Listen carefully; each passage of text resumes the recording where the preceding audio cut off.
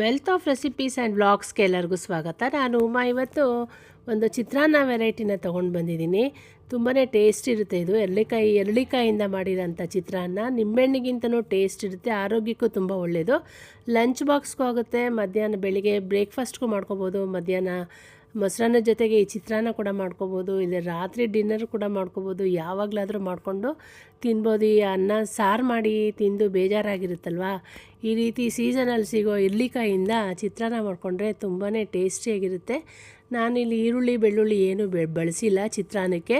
ಸುಮ್ಮನೆ ಒಂದು ಸಿಂಪಲಾಗಿ ಒಗ್ಗರಣೆ ಮಾಡಿರೋಂಥ ಚಿತ್ರಾನ್ನ ಇದು.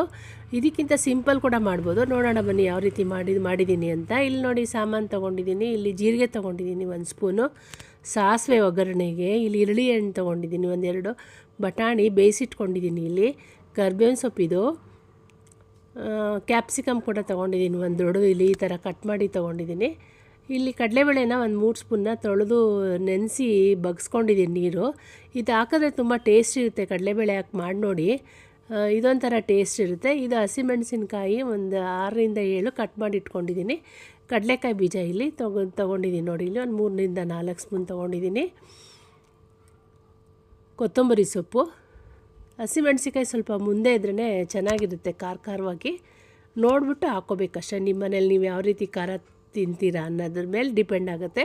ಇಲ್ಲಿ ಒಂದು ಬಾಣಲಿ ತೊಗೊಂಡಿದ್ದೀನಿ. ಬಾಣಲಿ ಕಾಯ್ದ ನಂತರ ಇಲ್ಲಿ ಸ್ವಲ್ಪ ಒಂದು 6-7 ಸ್ಪೂನು ಎಣ್ಣೆ ಹಾಕೋತಾ ಇದ್ದೀನಿ. ಸೊ ಈ ಒಗ್ಗರಣೆ ಗೊಜ್ಜನ್ನ ತೆಗೆದಿಟ್ಕೊಂಡ್ರೆ ಒಂದು 3-4 ದಿವಸ ಬರುತ್ತೆ ನಿಮಗೆ. ಅನ್ನ ಕಲಿಸ್ಕೊಂಡು ತಿನ್ಬೋದು. ತೆಂಗಿನ ತುರಿನೂ ಹಾಕ್ಕೊಡ್ತಾ ಇದ್ದೀನಿ ಅಂತ ತೋರಿಸ್ತಾ ಇದ್ದೀನಿ ನಿಮಗೆ. ಸೊ ಒಗ್ಗರಣೆ ಸಾಸಿವೆ ಚಿಟಪಟ ಅಂದಮೇಲೆ ನಾವು ಜೀರಿಗೆ ಹಾಕ್ಕೋಬೇಕು. ಜೀರಿಗೆ ಇಲ್ಲಿ 1 ಸ್ಪೂನ್ ಹಾಕ್ಕೊಂಡಿದ್ದೀನಿ ನೋಡಿ. ಕಡಲೆಕಾಯಿ ಬೀಜ, ಸೊ ಲೋ ಟು ಮೀಡಿಯಮ್ ಫ್ಲೇಮಲ್ಲಿ ನಿಧಾನಕ್ಕೆ ಕಡಲೆಕಾಯಿ ಬೀಜನ ಸ್ವಲ್ಪ ಕಲರ್ ಚೇಂಜ್ ಆಗೋವರೆಗೂ ಹುರ್ಕೋಬೇಕು. ಸೊ ಬೇರೆ ಎಲ್ಲ ಸಾಮಾನು ಹಾಕ್ಬಿಟ್ರೆ ನಮಗೆ ಕಡಲೆಕಾಯಿ ಬೇಯಲ್ಲ. ಅದರಿಂದ ನಾವು ಫಸ್ಟೇ ಸ್ವಲ್ಪ ಕಡಲೆಕಾಯಿನ ಬೇಯಿಸ್ಕೋಬೇಕು. ಇಲ್ಲಿ ಸ್ವಲ್ಪ ಗೋಡಂಬಿ ಕೂಡ ಹಾಕ್ಕೋತಾ ಇದ್ದೀನಿ ನೋಡಿ. ಇದೆಲ್ಲ ಆಪ್ಷನಲ್ಲು, ಬೇಕಾದರೆ ಹಾಕ್ಕೋಬೋದು, ಇಲ್ಲದ್ರಿಲ್ಲ ಅಷ್ಟೇ.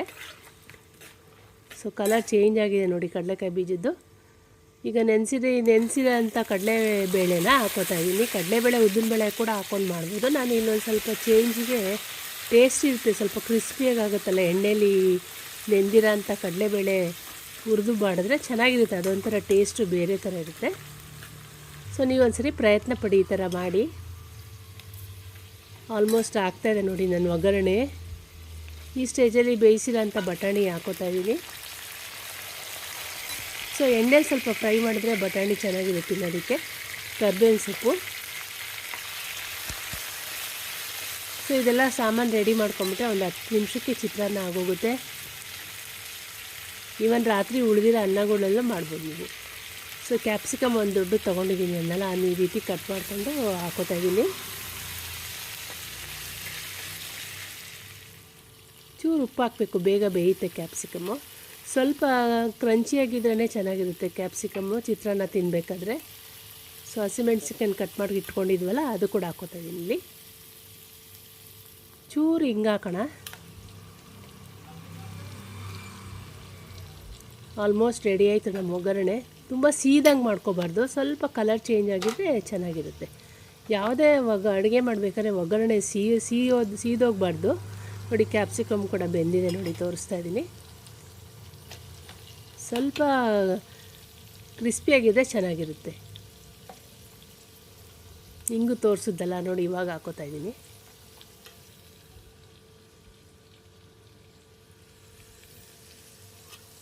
ಒಗ್ಗರಣೆ ರೆಡಿ ಆಯಿತು, ಆಲ್ಮೋಸ್ಟ್ ರೆಡಿ ಆಯಿತು. ಸ್ವಲ್ಪ ಜಾಸ್ತಿನೇ ಒಗ್ಗರಣೆ ರೆಡಿ ಮಾಡಿ ಇಟ್ಕೊಂಡಿದ್ದೀನಿ ನಾನಿಲ್ಲಿ ನೋಡಿ. ಈ ಥರ ಎಲ್ಲ ಸಪ್ರೇಟಾಗಿ ಈರುಳ್ಳಿ ಹಣ್ಣಿನ ರಸನ ತೊಗೊಂಬಿಡ್ಬೇಕು. ಅನ್ನ ಮಾಡುವಾಗ ಅನ್ನಕ್ಕೆ ಡೈರೆಕ್ಟಾಗಿ ಹಾಕೋಕ್ಕೆ ಹೋಗ್ಬಾರ್ದು, ಬೀಜ ತುಂಬ ಇರುತ್ತಲ್ವ. ಅದರಿಂದ ರಸ ತೆಗೆದಿಟ್ಕೊಂಬಿಟ್ಟು ಬೀಜನೆಲ್ಲ ಸಪ್ರೇಟ್ ಮಾಡಿ ಆಮೇಲೆ ಅನ್ನ ಕಲಿಸುವಾಗ ರಸ ಹಾಕ್ಕೊಂಡ್ರೆ ನಮಗೆ ಸುಲಭ ಆಗುತ್ತೆ. ಈ ಈರುಳ್ಳಿ ಹಣ್ಣು ಸಿಪ್ಪೆ ಕೂಡ ಏನು ವೇಸ್ಟ್ ಆಗೋಲ್ಲ. ಇದರಲ್ಲಿ ಗೊಜ್ಜು ಮಾಡಿದ್ರೆ ಒಂಥರ ತುಂಬ ಚೆನ್ನಾಗಿರುತ್ತೆ ನೋಡಿ. ಎಲ್ಲ ಬೀಜ ಎಲ್ಲ ತೆಗೆದು ರಸ ರೆಡಿ ಮಾಡ್ಕೊಂಡಿದ್ದೀನಿ. ಈ ಗೊಜ್ಜು ತುಂಬ ಟೇಸ್ಟಿಯಾಗಿರುತ್ತೆ. ಚಪಾತಿಗೆ, ದೋಸೆಗೆಲ್ಲ ಅನ್ನ ಕಲಿಸ್ಕೊಂಡು ತಿನ್ನೋಕ್ಕೂ ಚೆನ್ನಾಗಿರುತ್ತೆ. ಆ ಸಿಪ್ಪೆ ಬಿಸಾಕಬಾರ್ದು, ಅದರಿಂದ ಗೊಜ್ಜು ಮಾಡ್ಕೊಬೋದು, ತುಂಬ ಟೇಸ್ಟ್ ಇರುತ್ತೆ. ನಾನು ಮುಂದಿನ ದಿನಗಳಲ್ಲಿ ತೋರಿಸ್ತೀನಿ ನಿಮಗೆ.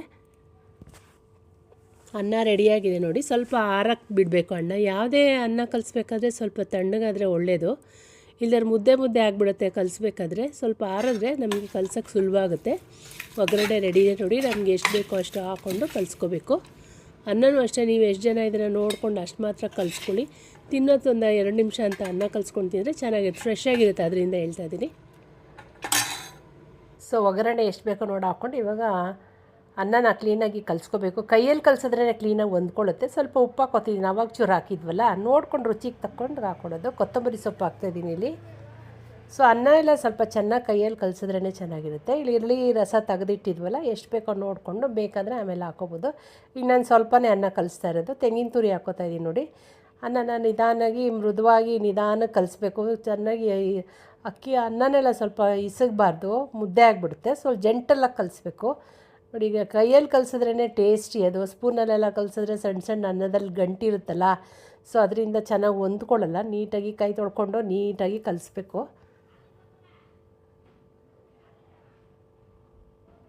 ಈ ಚಿತ್ರಾನ್ನಕ್ಕೆ ಈರುಳ್ಳಿ ಕೂಡ ಹಾಕ್ಕೊಂಡು ಮಾಡಿಕೊಂಡ್ರೂ ತುಂಬ ಟೇಸ್ಟ್ ಇರುತ್ತೆ. ನಾನು ಇಲ್ಲಿ ಈರುಳ್ಳಿ ಹಾಕ್ತೆ ಮಾಡಿ ತೋರಿಸ್ತಾ ಇದ್ದೀನಿ. ನಾನು ಹೇಳಿದ್ನಲ್ಲ ನಿಮಗೆ ಲಂಚ್ ಬಾಕ್ಸ್ಗೆ ಎಲ್ಲ ತುಂಬ ಚೆನ್ನಾಗಿರುತ್ತೆ. ಟೇಸ್ಟ್ ತಣ್ಣಗಾದ್ಮೇಲೂ ತುಂಬ ಟೇಸ್ಟ್ ಇರುತ್ತಿದ್ದು. ಮಕ್ಕಳು ಇಷ್ಟಪಡ್ತಾರೆ ಈರುಳ್ಳಿ, ಕೆಲವೆಲ್ಲ ತಿನ್ನಲ್ವಲ್ಲ ಮಕ್ಕಳು. ಸೊ ಈ ರೀತಿ ಮಾಡಿಕೊಟ್ರೆ ಆರೋಗ್ಯಕ್ಕೂ ತುಂಬ ಒಳ್ಳೆಯದು. ಸೊ ತುಂಬಾ ಟೇಸ್ಟ್ ಮಾಡ್ಕೊಂಡು ನೋಡಿ ನೀವೊಂದು ಸತಿ. ಸೊ ಈ ರೆಸಿಪಿ ನಿಮ್ಗೆ ಇಷ್ಟ ಆಯಿತು ಅಂತ ಅಂದ್ಕೊಂಡಿದ್ದೀನಿ. ಇಷ್ಟ ಆದರೆ ಲೈಕ್ ಮಾಡಿ, ಫ್ಯಾಮಿಲಿ ಫ್ರೆಂಡ್ಸ್ ಜೊತೆ ಶೇರ್ ಮಾಡಿ, ಸಬ್ಸ್ಕ್ರೈಬ್ ಮಾಡ್ಕೊಂಡು ನೋಡಿ. ಇದುವರೆಗೂ ನನ್ನ ವೀಡಿಯೋ ನೋಡೋದಕ್ಕೆ ಧನ್ಯವಾದಗಳು. Thank you for watching. Thank you.